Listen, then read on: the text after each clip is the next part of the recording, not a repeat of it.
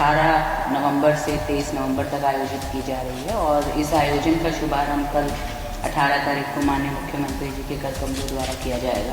देश के सभी राज्य और केंद्र शासित प्रदेश के जो चयनित छात्र हैं वो अपने प्रदर्शनों का मॉडल्स का प्रदर्शन करेंगे। इस प्रदर्शनी का जो मेन खास जो मकसद है वो ये है कि जो बच्चे हैं वो अपनी ग्राउंड लेवल की जो भी प्रॉब्लम्स हैं उसको सॉल्व करें। प्रदर्शनों का जो मॉडल्स हैं उनकी वेबकास्टिंग करेंगे ताकि सभी मैक्सिमम जो हमारे middle high school high secondary school हैं उसके बच्चे इसका फ़ायदा उठा सकें। मध्य प्रदेश स्कूल शिक्षा विभाग के सहयोग से राजधानी भोपाल में 52वीं राष्ट्रीय बाल वैज्ञानिक प्रदर्शनी का आयोजन किया जा रहा है। 18 नवंबर से 23 नवंबर तक क्षेत्रीय शिक्षण संस्थान श्यामला हिल्स में होने वाली इस प्रतियोगिता में कई राज्यों के छात्र शामिल रहेंगे। प्रदर्शनी का उद्देश्य बच्चों की जिज्ञासा और रचनात्मकता के लिए एक मंच उपलब्ध कराना है।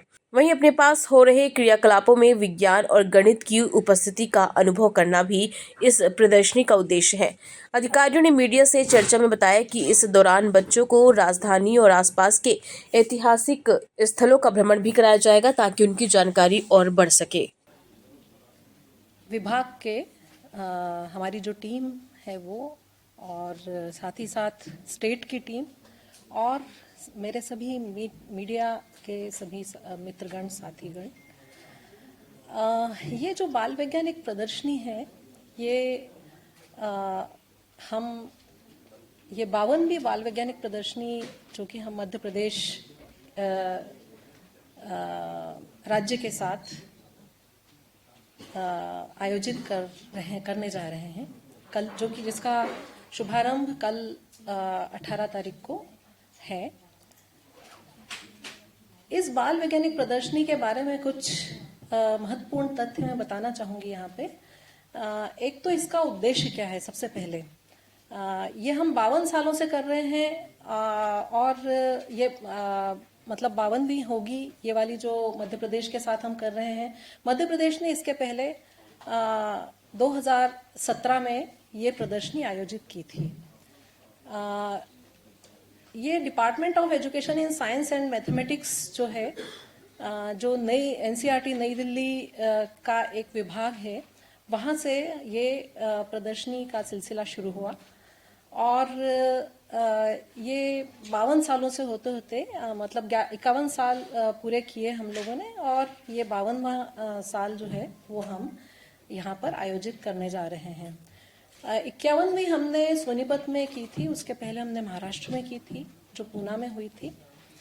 और इसका जो खास उद्देश्य हैं वो उनके ऊपर सबसे पहले मैं आपको बताना चाहूँगी कि एक तो अगर हम वैसे देखें तो एनईपी 2020 के हिसाब से मतलब राष्ट्रीय शिक्षा नीति 2020 के हिसाब से भी अगर हम देखें तो जो बच्चों में जो रचनात्मकता है और जिज्ञासा है, एक तो जिज्ञासा और जिज्ञासा के कारण रचनात्मकता, उसको बढ़ावा देने के लिए ये प्रदर्शनी जो है ये हम आयोजित करते हैं।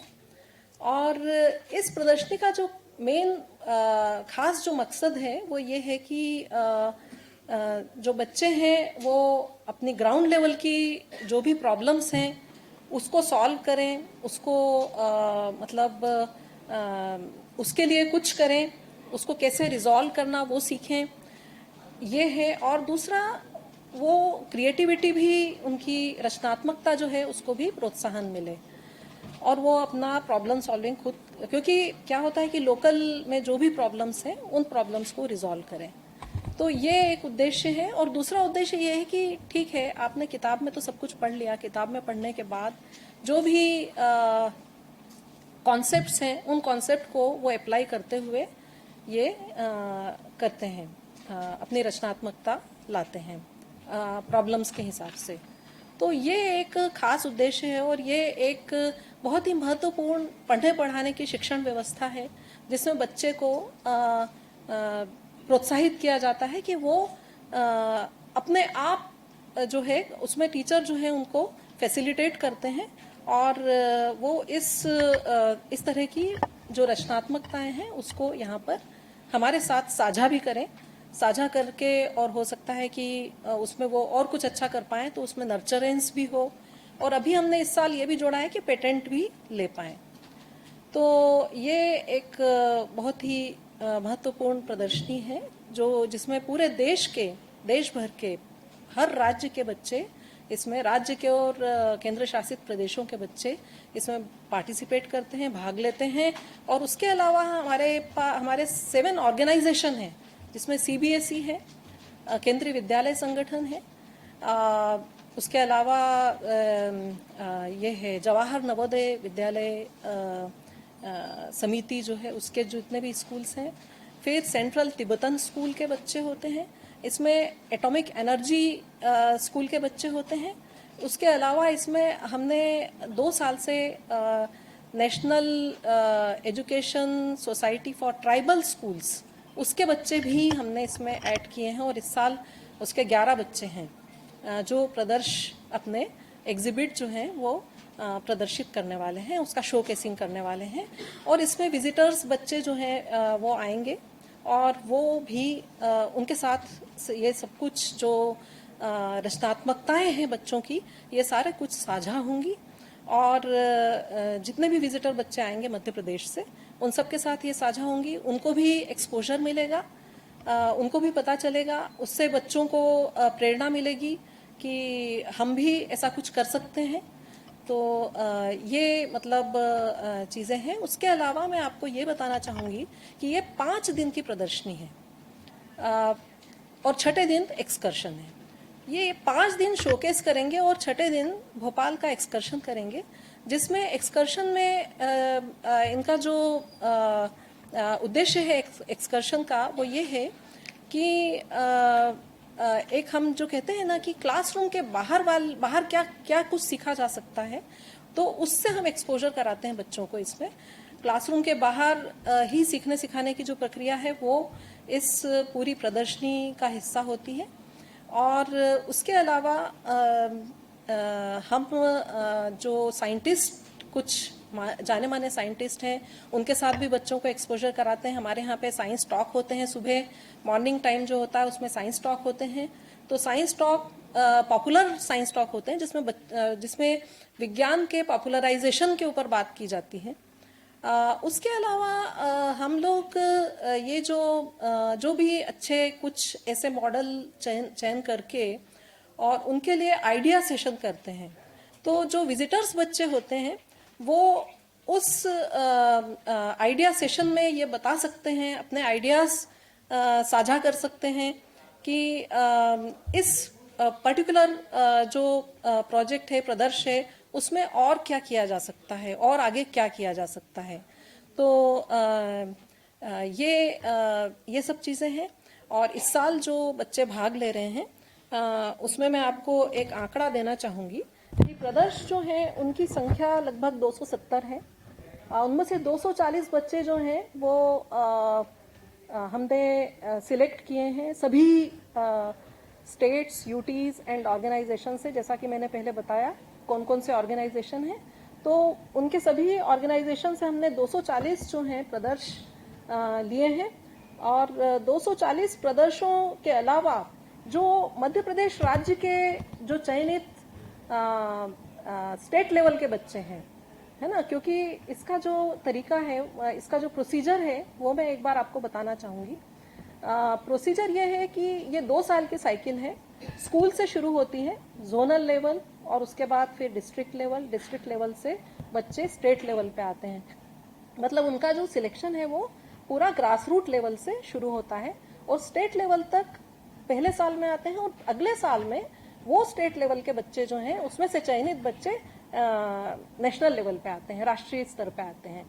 तो राष्ट्रीय स्तर पे जितनी भी स्टेट्स जो हैं ये सब हमें एंट्रीज भेजते हैं, और इसकी एक टीम होती है, हमारे यहाँ की फैकल्टी की जो टीम है वो उसमें से उन प्रदर्शनों को चयनित करते हैं कि किस थीम में से, जैसे थीम है इसकी इसके बीच में अरे ऊपर नहीं लगाते भाई, कैसे लगा रहे?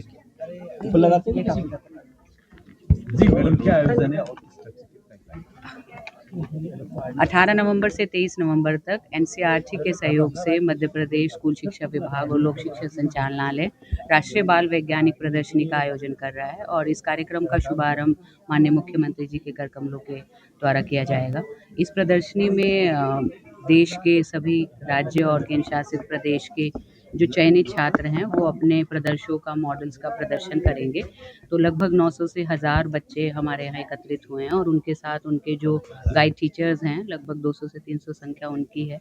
और ये बहुत ही अच्छा मौका है कि हमें मध्य प्रदेश को ये कार्यक्रम होस्ट करने का मौका मिल रहा है। तो ना सिर्फ इसमें हम छात्रों को जो भोपाल के आसपास हैं उन्हें फिजिकली यहाँ पर विजिट कराएंगे, उसके साथ साथ पूरे 5 दिन हम इन प्रदर्शों का जो मॉडल्स है उनकी वेबकास्टिंग करेंगे ताकि सभी मैक्सिमम जो हमारे middle high school high secondary school हैं उसके बच्चे इसका फ़ायदा उठा सकें कि वो उनको लिंक प्रोवाइड करेंगे, वो वहाँ बैठकर देख सकें। और मुझे आशा है कि इस तरह के कार्यक्रम से हम विज्ञान की जो लोकप्रियता है और बच्चों में जो उत्सुकता है वो जागृत करने में सफल होंगे और बच्चे फिर निश्चित रूप से जो इस प्रदर्शनी का जो मोटो है सतत भविष्य के लिए विज्ञान और प्रौद्योगिकी, इस उद्देश्य को हम प्राप्त करने में सफल मैडम होंगे। क्वालिटी और खाने को लेके बहुत हर बार हम देखते हैं कि दिक्कतें बड़ी सामने आती हैं बच्चों के रहना और खाना। इस बार क्या तो इस बार यही क्योंकि ये राष्ट्रीय स्तर की वर्कशॉप है और इवन अब हम तो मध्य प्रदेश की भी जो प्रोग्राम्स होते हैं उसमें Madhya Pradesh tourism development corporation के माध्यम से ही हमने उनके रहने और खाने की व्यवस्था सुनिश्चित की है ताकि किसी भी तरह की कोई समस्या ना हो और शासकीय स्तर पर हम इसका गुणवत्ता को सुनिश्चित कर सकें। मैम एक चीज़ और पूछना था, उन्होंने ज़रूर अपने बदल दी, पर एक जो निर्देश जारी किया जाता है कि देर जो उसका टाइम आगे बढ़ाया जाए, अभी तक क्यों नहीं आदेश? वो तो स्टैंडिंग निर्देश हैं, कलेक्टर्स को अधिकार हैं कि क्योंकि मध्य प्रदेश इतना बड़ा है, हर लेवल हर रीजन जो है वहाँ पर तापमान का डिफरेंस रहता है, तो कलेक्टर्स अपने स्तर पर निर्णय लेकर समय को बदल सकते हैं और बहुत सारे ज़िलों ने बदले भी हैं। लेकिन अगर कहीं पर फिर भी कोई इशू है, डीओस को हमने लास्ट फ्राइडे भी मैसेज किया था, अभी भी कोई इशू मेरे ख्याल से इन्फॉर्मेशन को लेकर कोई इशू नहीं है। जहाँ तक क्रियान्वयन की बात है तो जिला प्रशासन इस पे निर्णय लेंगे, अगर कहीं कोई समस्या आती है तो उसे हम लोग मैम आपसे मैंने कोई बात की है क्योंकि ठंड तो पड़ी रही और जो भोपाल का तापमान है लगातार 8 वो जिला प्रशासन ही निर्णय लेंगे, जिला प्रशासन को ही उसमें सक्षम बनाया गया है।